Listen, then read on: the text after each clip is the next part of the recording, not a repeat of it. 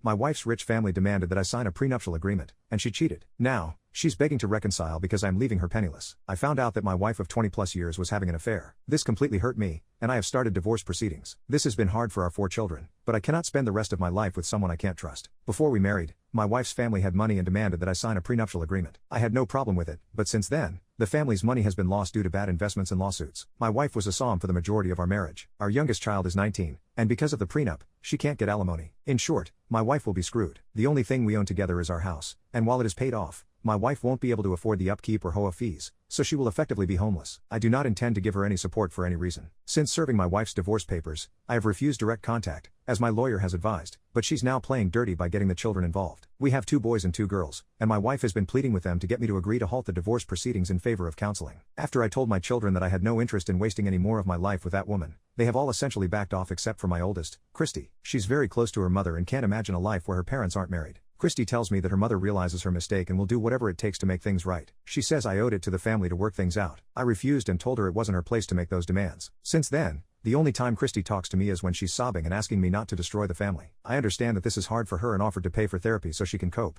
but she said there wouldn't be anything to cope with if I weren't trying to divorce her mother. Since Christy is being too emotional to act within reason and refuse therapy, I have resolved to limit contact until after the divorce. However, my other children say Christy's behavior is worsening. Update: I have a scheduled sit down with her to explain that what goes on between her mother and me is not her fault and that I can't ever go back to a woman who deceived me in such a big way. I told her that I try to be as forgiving and empathetic as possible but will never tolerate people who lie with malicious and selfish intent and try to cut them out of my personal life as much as possible. I was very calm when I said this and tried to be as loving as possible to my child, but it didn't work. Christy ended up breaking down and again tried to get me to convince me not to divorce her mother and just forgive her. I refused and, in the end, went NC with Christy for a little bit. I only spoke to her again 2 days before my other daughter's, Jane, birthday through a text asking her not to bring up the divorce since this was going to be the first time my wife and I would be in each other's presence since I filed. I sent the same text to her mother and didn't hear anything from either of them. Things were a little tense and awkward on Jane's birthday, but I thought it was going well, until my wife decided to be passive-aggressive and spoke about how good it is to have a family together during important events. Everyone saw through her crap, and my son, Jack, called her out on it and said that she was selfish to bring this up on Jane's birthday. Christy started defending her mother, and Jane, understandably upset, revealed that the only reason Christy was on their mother's side for reconciliation was because she didn't want the fact that she not only knew about the affair but helped her mother cover it up. There was a big fight that wouldn't get resolved right then and there. I ended up leaving and was even more heartbroken all over again. Not only did my wife betray me, but my daughter too. I knew she was closer to her mother than me, and I was okay with that. But this? I don't know what I did to make my eldest daughter so disloyal to me, but I am now resolved to go full NC with her until after the divorce and possibly for the rest of my life.